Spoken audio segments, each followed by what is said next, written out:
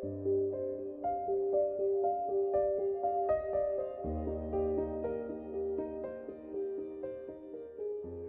last thing, in the middle of this design you'll see an image of a car. So we can actually do things with on a photo realistic effect. So I'm actually going to go through here. I'm going to open this up in Photoshop. And just to show you what I've done here, basically it's a standard 4-color image. I'm going to go to the ColorLogic plugin. So we'll load up the ColorLogic separation plugin. This is a multilingual plugin, so depending on what version of computer system you're using, I'm using an English version of Photoshop, so use the English script. It's going to go through, calculate the metallic effect for you to put into the different tonal areas within inside the image. So it's actually generated this separation, 5th separation. I'm going to go through, make a mask.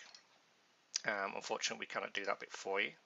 And just delete the unwanted area that you don't want to be metallic. So now I've just got the car and the alloy wheels in metallic. Now the next thing that I normally do on an image like this, I'll just go to my curves and just look for the main peak of the shadow data and just bring your slider across. And that just makes your image a little bit more metallic effect going into it. Okay, so from there we can do different things. So I'm going to make a selection of a pattern that I've done. I'm just going to remove the wheel areas. I'm going to hide my selection. So what I've done is I've actually created sort of like a honeycomb pattern. And this is just purely something that I like doing, playing around, adding some different effects into your car. So we can actually put a little bit more on the front. Okay, so it's really about just trying to get some contrast in there. So this is basically called dimensional effect, but inside Photoshop, and I've put a blend through it, so it's actually going from knocking the effect out down to sort of like a 50% tints.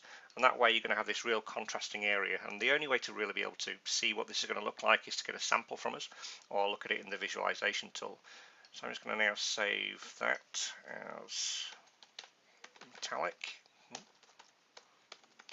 and save that as a TIFF with a spot color on.